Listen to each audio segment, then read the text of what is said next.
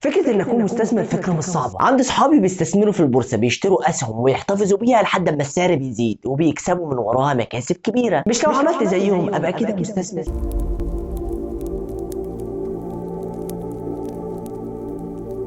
السلام عليكم ورحمة الله وبركاته. أنا إسلام وسام وأنت تتفرج على قناة فهمني. فكرة القناة إن نقرأ كتاب وأفهمه بحيث إن أوصل لك تجربة أشخاص وسط مكانة معينة وبيحاولوا يسهلوا عليك الطريق. فلو حابب تستفاد اشترك في القناة. أهنيك يا صديقي بجد إنك قدرت توصل للحلقة دي، وأحب أقول لك إن شاء الله مش هتخرج من الحلقة ديت إلا وهتكون فاهم جدا عالم الاستثمار وإيه الفرق ما بين الاستثمار والمضاربة، وفي اختلاف كبير ما بينهم، وهتعرف أنت فين في مستويات المستثمرين وإزاي تفكر زيهم. متحمس جدا للفيديو ده، فحضر كوب قهوة وصلي على النبي وندخل في المفيد. اتكلمنا عن عالم الإي وعرفنا ازاي بيفكر، وقدرنا نفهم ازاي ننتقل للمرحله اللي بعدها عالم الاس، وايه القواعد اللي بتحكمهم، وازاي ينتقل لعالم البي اصحاب الشركات. ولو ما شفتش الفيديوهات اللي فاتت فايتك كتير. والنهارده يا صديقي هنتكلم عن الاي، عالم الاستثمار. يعني ايه بقى استثمار؟ الاستثمار يا صديقي مقدار العائد اللي هتحققه بدون الحاجه للعمل. الفلوس بتجيب فلوس، تحط مليون بعد سنه تاخدهم مليون و200 وممكن يكون اكتر، وده اللي بتشتغل عليه فئه البي والاي. طب يعني بكده ان انا احط فلوسي بقى في اسهم في البورصه واللي يدخل لي ده يعتبر استثمار؟ للاسف يا صديقي ده يعتبر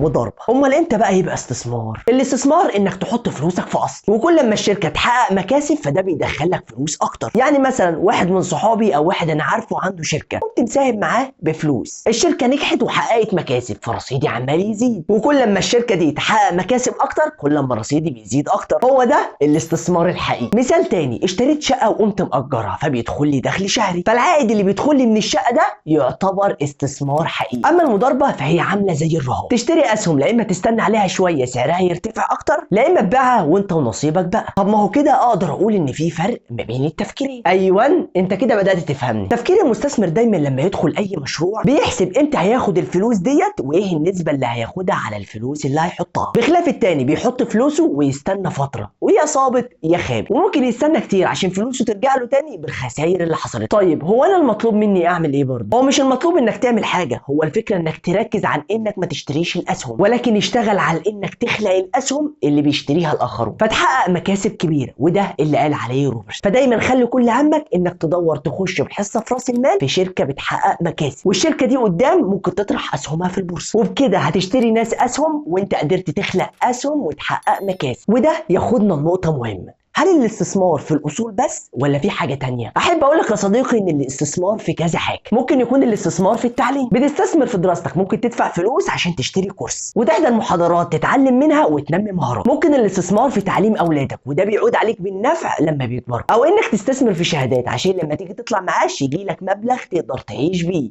وده ما برجحوش بصراحه، وده يعتبر ادخار بس في ناس بتقول عليه استثمار بسبب الفوائد اللي بتضاف عليه، بس دي مش مشكلتنا دلوقتي. فاللي قلتهم لك دلوقتي يعتبروا انواع من انواع الاستثمار. نيجي بقى للسر اللي بيشتغل عليه اصحاب البي والاي في تحقيق الثراء، وهما وقت الاخرين ومال الاخرين. وقت الاخرين يا صديقي بتشغل ناس يديروا لك فلوسك زي ما قلنا عليهم في حلقه عالم البي، ومال الاخرين انك بتحصل على المال لاستثماره وتحقق مكاسب كبيره من غير ما تدفع ولا جنيه. فلو عاوز تحقق مكاسب وتبقى في الجانب الايمن لازم تعرف تدير النقطتين دول، وقت الاخرين ومال الاخرين. وممكن تشوف الحلقه اللي فاتت عن عالم البي. طب سؤال دلوقتي، انا عاوز اعرف انا في انهي مستوى من مستويات المستثمرين، لاني عاوز اعرفك ان في 7 مستويات للمستثمرين ولازم تعرفهم عشان تدخل عالم الاي، وده هنتعرف عليه في الحلقه اللي جايه ان شاء الله. ما تنساش بقى تشوف الفيديوهات اللي فاتت والفيديوهات اللي جايه لعلك تنتفع بها وتفيد غيرك. دمتم في امان الله، والسلام عليكم ورحمه الله وبركاته.